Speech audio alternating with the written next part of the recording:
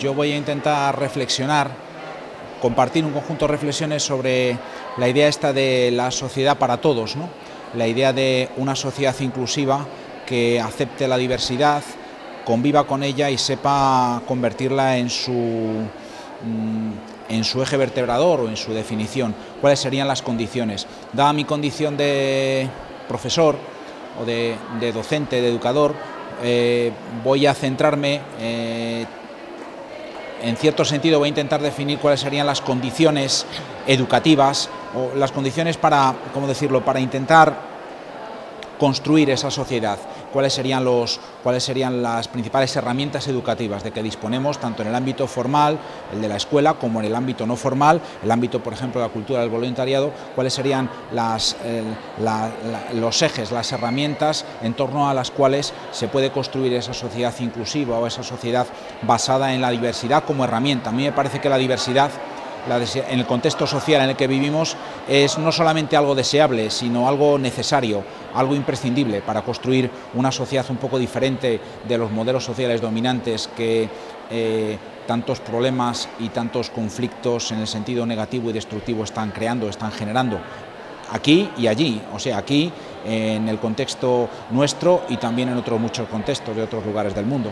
Ese va a ser un poco el eje en torno al cual voy a reflexionar en dos direcciones: en la dirección un poco de analizar lo que hay y de proponer alguna alternativa que resulte practicable, no simplemente deseable, sino que se pueda o que podamos poner en práctica. En el que lo vas a ver, bueno, en el que lo va a ver el futbolista o el deportista que ve el triunfo inmediato. Yo creo que es muy importante que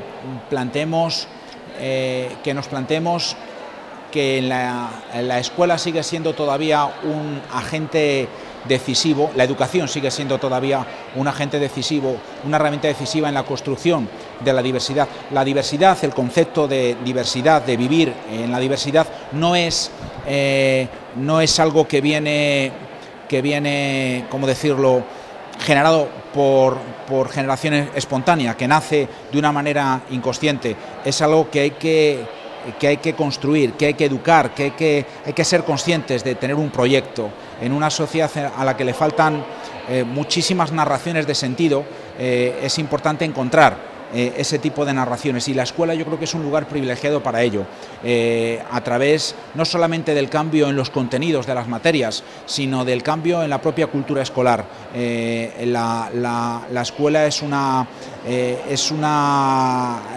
un núcleo generador de transformaciones sociales en una época en la que hay muy pocos más, es decir, tenemos muy pocas otras referencias en la construcción de valores, y por eso hay que darle a la escuela la importancia que tiene. Ya no es solamente un lugar donde se califican exámenes o donde se imparten determinadas materias, es un lugar donde se construyen valores, y ahí es donde tenemos que insistir, porque además, si no lo construimos desde ahí, pues nadie lo va a construir por nosotros, y nadie es decir, la alternativa de la programación de televisión como constructora de valores, pues está ahí, tiene mucha fuerza, tiene mucho poder, un poder de conformar una forma de pensar, una mentalidad social concreta, pero la escuela tiene que ofrecer alguna alternativa, aunque solo sea por su propia supervivencia. Entonces yo insisto siempre mucho en que la alternativa dentro de la escuela sea algo sistemático, algo que afecte, por ejemplo, a la transformación de las propias materias curriculares que se imparten, darles un contenido cultural, un contenido formativo, un contenido humanizador, pues que ahora desgraciadamente no tienen. Estamos más pensando en la cantidad de conocimientos acumulados o de información acumulada que no en lo que suponen esas materias. Vivimos una época en la que además la escuela ha perdido el monopolio de la información, está en Internet o está en la sociedad virtual que nos rodea, pero no ha perdido la capacidad para transformar esa información en conocimiento, y es ahí donde tenemos que insistir. No tenemos que obsesionarnos tanto con la cantidad de información que hay que procesar, cuanto en que esa información se transforme en conocimiento, se transforme en capacidad para hacer preguntas al mundo y para mirar al mundo de otra manera.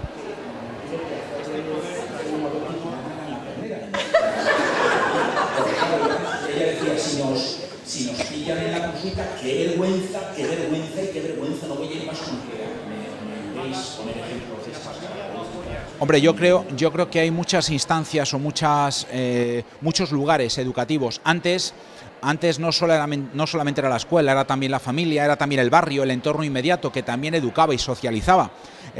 Por eso era muy fácil que los niños vivieran en la calle. En la calle vivían no solamente por razones culturales, sino porque también la calle educaba, el barrio educaba, el entorno inmediato educaba. Había personas en los barrios que eran referencia para los niños, fueran o no fueran familiares. Todo eso se ha ido perdiendo o se ha ido transformando. Las ciudades ahora educan muy poco, la familia está en pleno proceso de transformación. No digo que esté en crisis, porque la familia, la escuela, estas instituciones siempre han estado en crisis, siempre se ha dicho lo mismo de estas instituciones. Creo que estas instituciones se transforman, hay que aprovechar, hay que ver estas transformaciones como oportunidades, no como peligros, porque una de las cosas que tenemos que desterrar, que es una cosa que parece que domina en el actual contexto social en que vivimos, es la idea del miedo, de la incertidumbre. No hay peor cosa para poder plantear una alternativa a este mundo en que vivimos que trabajar desde el miedo o trabajar desde la inseguridad.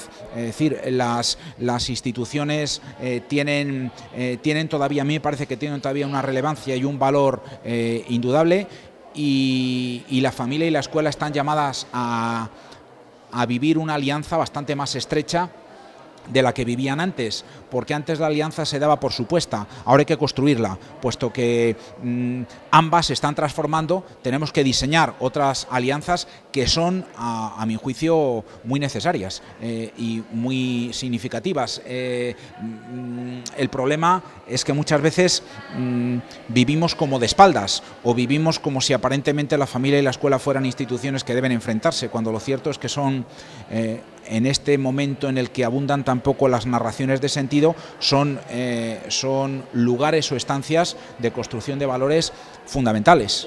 De todos, o de procedencia. Como alternativas, a mí me parece que debemos empezar a perder un poco el miedo a plantear alternativas, eso en primer lugar. Hay que perder un poco el miedo a volver a plantear narraciones de sentido, narraciones que den sentido a nuestro trabajo, al trabajo que estamos haciendo. En el contexto posmoderno en el que todo parece que sirve o que vale, o que la superficialidad, en el sentido más negativo, parece que es la única nota dominante o imperante, no hay ningún criterio de selección. Tenemos que plantearnos que hay que hacer una oferta, yo diría de sentido global, atendiendo por un lado al corto plazo y a la escala inmediata. En las comunidades tenemos, en definitiva, para no alargarme, yo creo que tenemos que plantearnos cómo construir comunidades de sentido, no solo narraciones. A mí me parece que la escuela debe transformarse de una institución que imparte conocimientos a una comunidad educativa que ofrece algo, ¿no? El mundo de las ONGs ofrece una cultura que debe hacerse visible, hacerse presente en el ámbito cotidiano, exactamente igual que la familia. Hay muchos modelos, tienen que aprender a convivir juntos y tenemos que transformar todas estas instancias, no tanto en instituciones cuanto en comunidades, comunidades humanas que en un mundo sin hogar, como el que los sociólogos definen a nuestro mundo, ofrezcan la posibilidad no solamente de acoger la diversidad, sino de recrearla y de inventar o reinventar en el corto plazo y en la escala inmediata, pues esa necesidad de convivir desde la diferencia, desde lo distinto, desde lo que es en definitiva lo que puede reconstruir un poco ese hogar perdido.